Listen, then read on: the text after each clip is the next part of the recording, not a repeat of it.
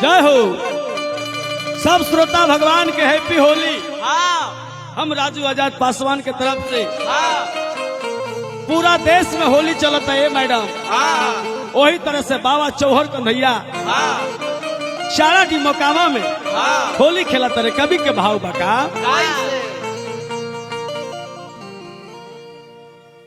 कि मोकामा भइले लाले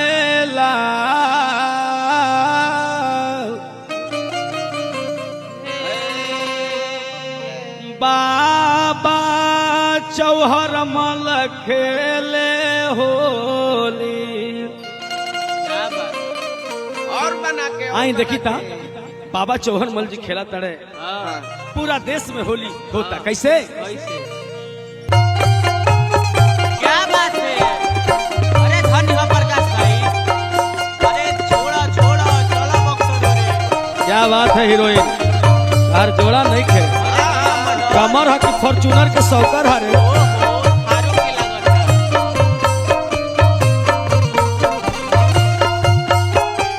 ऐसे लेवल वाला लगा था हमें फॉर्चूनर वाला लगा था।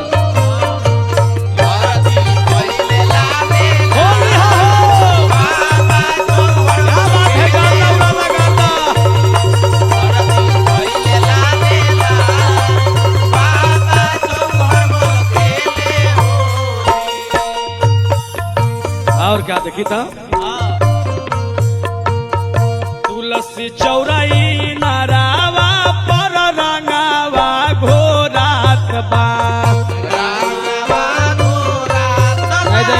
रंग देता हूँ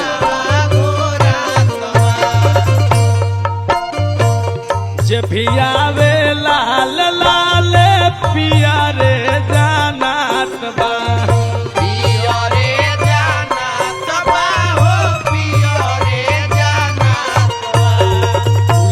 चौराई नारावा पर रंगावा घोरात बा जे भी आवे लाले लाले पिया रे जानात बा साध वंश में होला जय जयकार हो होली हो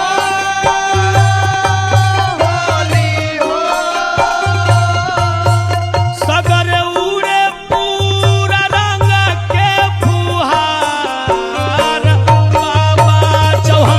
खेले होली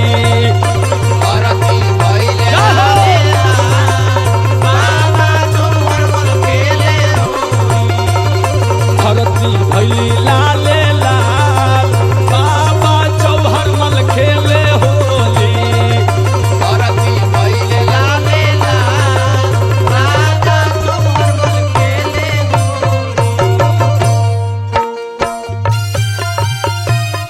क्या बात है।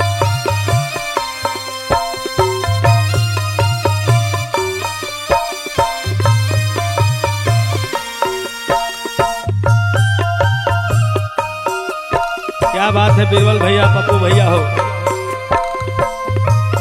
ए प्रकाश भाई जय हो मनोज भैया ए तीस भैया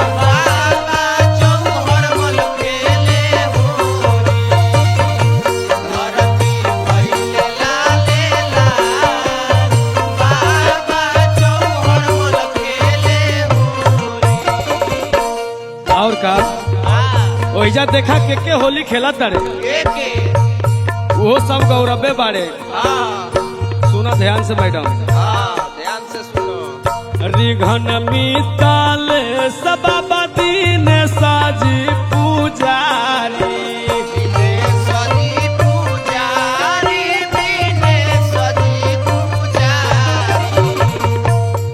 और देखी के बाद गौतम राजानी सब बनले बाबा के पुजारी बाबा के पुजारी हो बाबा के पुजारी रिघन मिताले सदीन सबा पुजारी गौतम राजानी